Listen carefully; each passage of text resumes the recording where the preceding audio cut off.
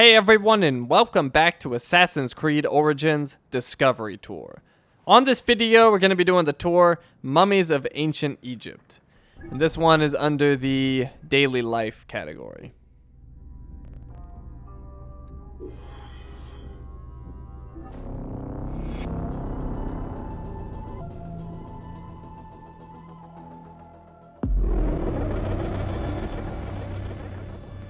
So many tours, so little time. Indeed. Okay, so here we are on the map. We're in Memphis. And we're going to switch character to Ptolemy the 13th Theos Philopator, which I probably said wrong. Brother husband of Cleopatra 7th Philopator, Pharaoh of Egypt. Brother husband, huh? They left out that detail before.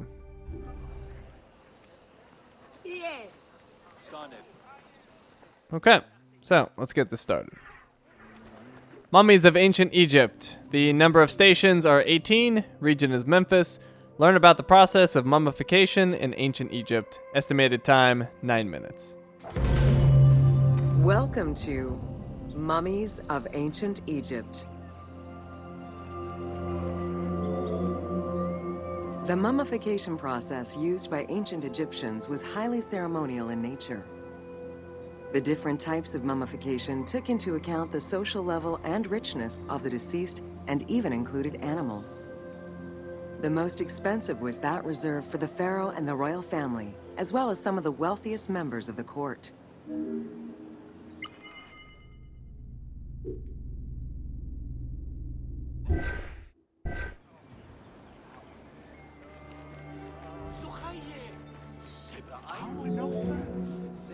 The first step was cleaning. Once bodies arrived at the mummification site, they were placed on inclined tables while the bodily fluids drained away. They were then cleansed by priests until they were deemed ready for the purification process.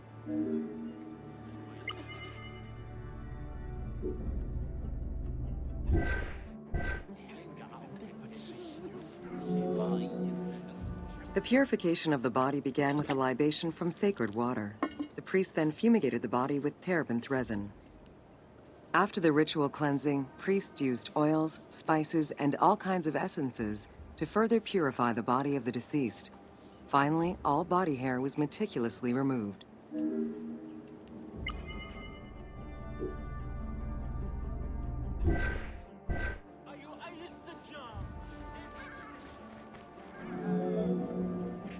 Once the body was properly purified, embalmers removed the organs, following very specific procedures.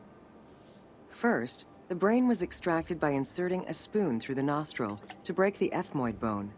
Then, using a spatula, the pieces of the brain were removed as thoroughly as possible. What matter remained was extracted after a process of liquefaction, achieved through the use of a caustic liquid. The cranial box, once emptied, was rinsed and disinfected with palm wine, and then stuffed with strips of linen cloth and liquefied resin.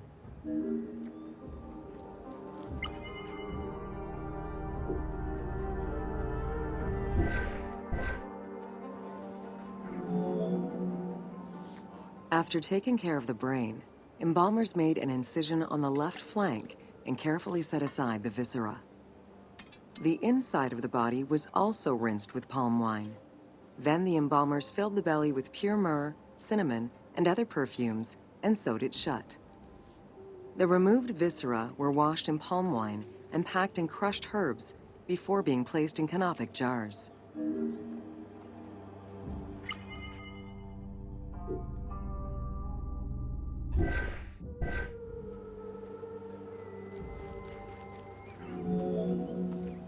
Canopic jars were placed close to the sarcophagus or kept in a chest nearby.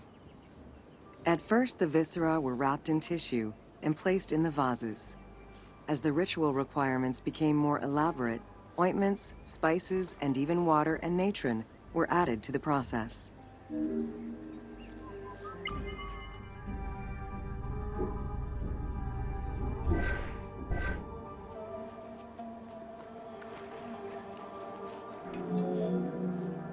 Towards the middle of the New Kingdom, canopic jars assumed the appearance of the four sons of Horus. They were known as the protectors of the viscera. These protectors had their own guardians, each a goddess of the dead. Imseti, the human-headed god, protected the liver and was protected by the goddess Iset. Hapi, the baboon-headed god, protected the lungs and was protected by the goddess Nephthys. Dumut-Ef, the jackal-headed god, protected the stomach and was protected by the goddess Neith. And finally, Kebesenuef, the falcon-headed god, protected the intestines and was protected by the goddess Selket.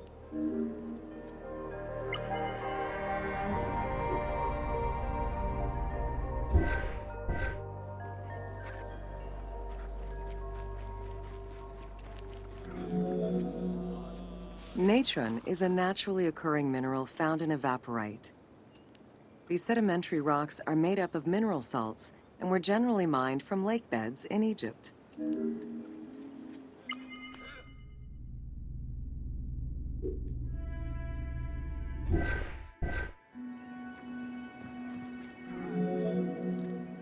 Embalmers used natron as a desiccant to dry the flesh and stop the corpse's putrefaction process. Once the body was cleansed and eviscerated, the deceased was covered in natron for about 40 days. Once desiccated, the body was prepared to be wrapped in strips of linen.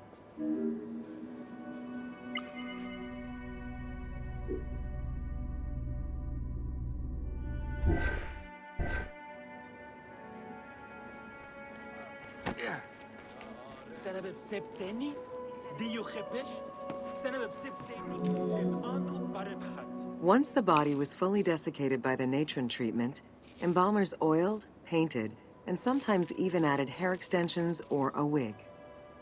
They often used a henna-based antiseptic preparation to give the body a more colorful and lively appearance while preparing it to resist molds and fungi.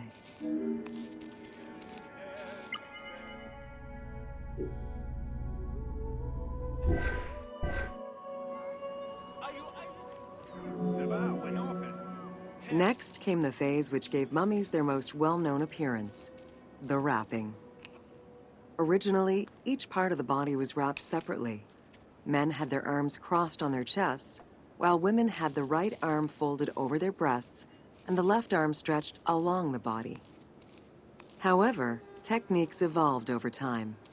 Eventually, the body as a whole was wrapped with limbs alongside the body, and increasingly sophisticated and different techniques of weaving flax bands were developed.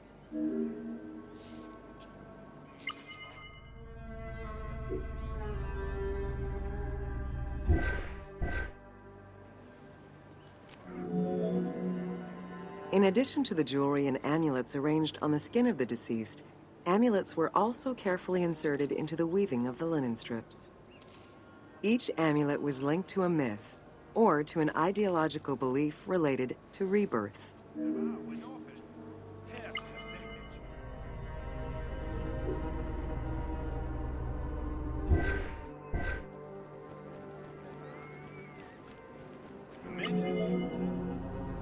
Masks were an important part of a mummy's finery.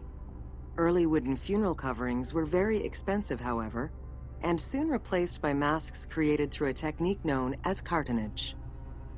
Masks fashioned with this method were created by laying several layers of linen or papyrus pulp on a base made of mud or straw. Cartonnage was used for more than funerary masks. Ornaments and the animal coffins of the late period were also made in such a fashion.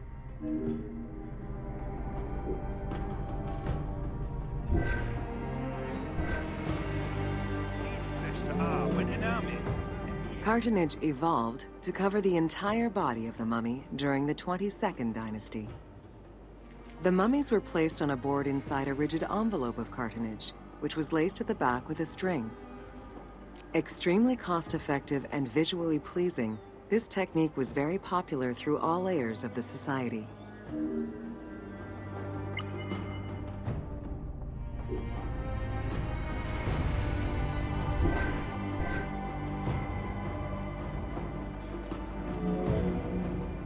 Cartonnage envelopes were usually covered with inscriptions and polychrome decorations, specifying the names and titles of the deceased, scenes depicting daily life, or decorations specific to the funerary world.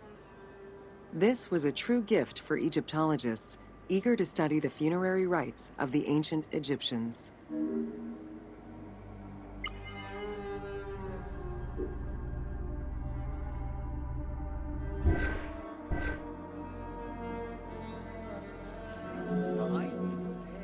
Once the mummy was properly wrapped and adorned, the embalmers proceeded with the ceremony of the opening of the mouth. A vital step of the funerary process, this ceremony was meant to bring back to life the deceased themselves, or an object representing the deceased.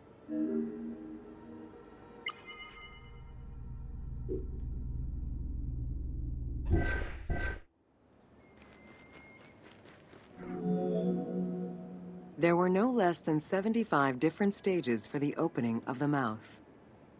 It required the application of the same oils, ointments, spices, and perfumes used during the mummification process. Makeup was sometimes part of the process as well.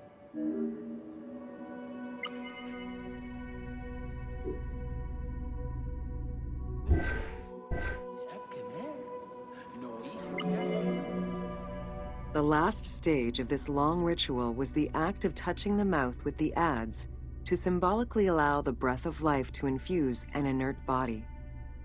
Its performance was reserved for a very specific set of people: priests who wore the mask of the god Anubis, a close relative of the family, or by the heir to the throne.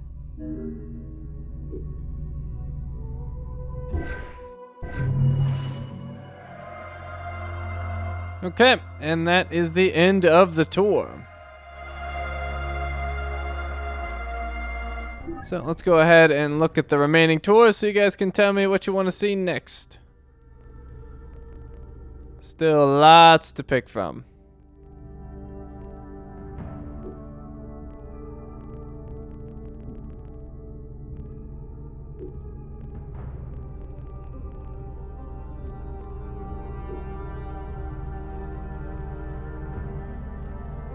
Oh, kind of went fast in the middle there. There you go, and there's the final category. Okay, so let me know in the comments what you want to see. We're done for now. Thank you for watching, and I will see you next time.